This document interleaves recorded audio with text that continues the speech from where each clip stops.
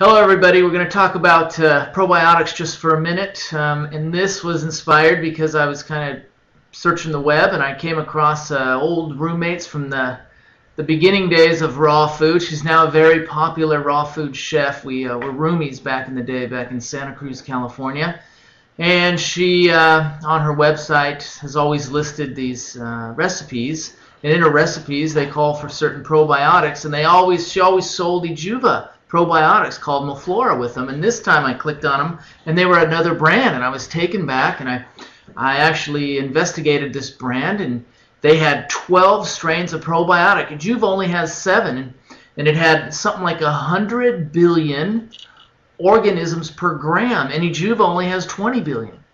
And it said non-dairy, and it was in a capsule form to protect the probiotics from all the stomach bile, so everything got in.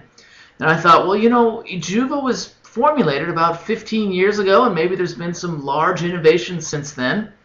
So I was going to talk to my guy. He's the world's leading authority on probiotics. His name is Ken Shahani. He put the original Ejuva formulation together.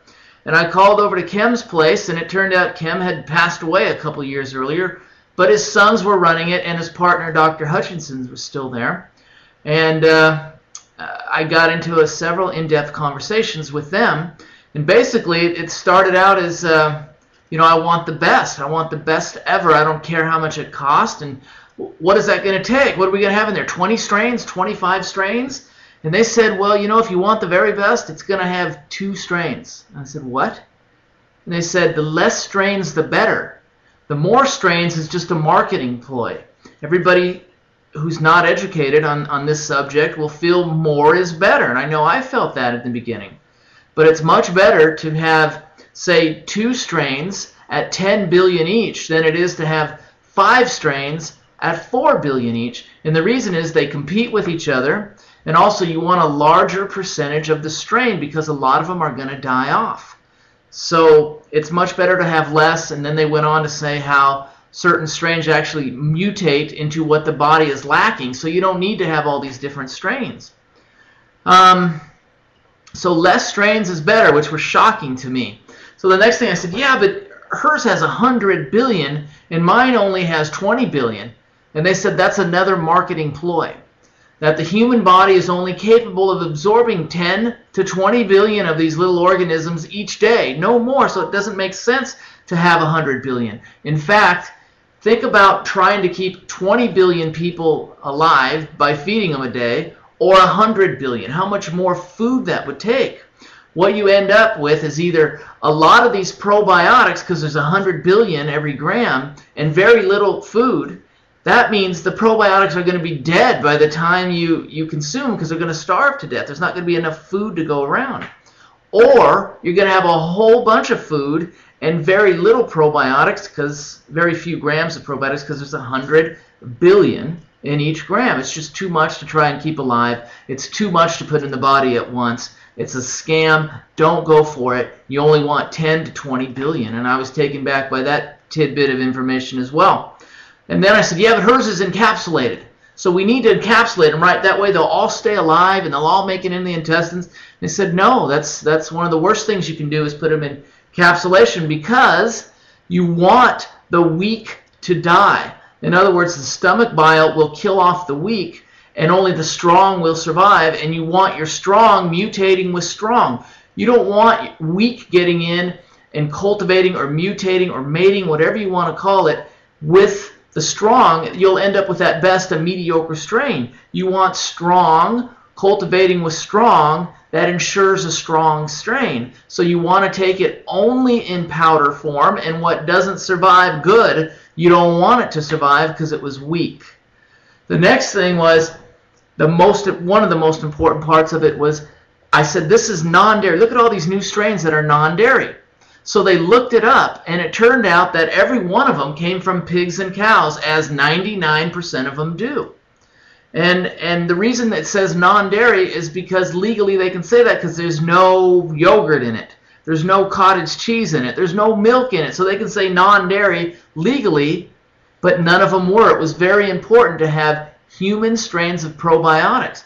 These strains adhere to the intestinal lining 15 times greater, and they're not sensitive to the stomach biles. So that's really main reasons for having probiotics, is that they're human strain. Very important, and there's only 2 companies in the entire United States that culture human strain, because they're not popular. Nobody asks for them. No one cares about it. They just see the word probiotics, and by the way, biotics means life. And probiotics, what are they? They are healthy bacteria found in our intestines, and what do? There's 3 main jobs.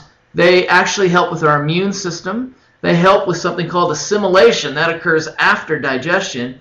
And they make all of our B vitamins, including the B12s. So they're very, very important. Problem is they're very, very sensitive. They die. All medications, especially antibiotics, kill them. When we're under stress, we're killing them. And good luck at getting stress out of your life. And what else kills them? It's poor digestion that kills them. When you consume protein and you have poor digestion, you could commit, or it's called putrefaction. And that putrefaction kills them. And fermentation kills them. That's when you consume carbohydrates and you don't have good digestion. And I don't know anybody with good digestion. No one over the age of 17 at least has good digestion to, small issues with digestion to major digestion. But those are the things that kill them, and that's usually why we're so low on them, and they're so important.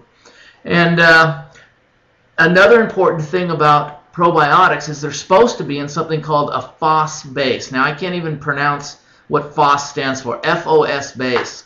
And Cam Shahani actually has the patent on the FOS base, and that's what protects them, and that's what feeds them. And this particular brand, with their 100 billion and their wonderful advertising and their encapsulations and their non-dairy, had no FOS in it. So it turned out that our product was much better than that product. And I just ended up leaving our probiotics, 7 strains and all, alone, because I thought if people would go to our website and see only 2 strains, they wouldn't understand it. They would just say, Juva's really cheap. Who would put 2 strands in? That's no good. I can get 12 or 14 strands over there. I'm not going with Juva's probiotics. But Paul Nissan suggested to me, let them have a choice. Make like Maflora Gold with only 2 strands of probiotics, and make a video that explains why that's like that, and let people pick which one. So it's likely we're going to do something like that. So we just wanted to educate you today a little bit on probiotics, what they're for, and try not to be fooled by these ads, and what to look for when you buy a probiotic. And we think Juva is by far the very best out there after 15 years, and the only way to improve it is to put a few less strains in it. Take care.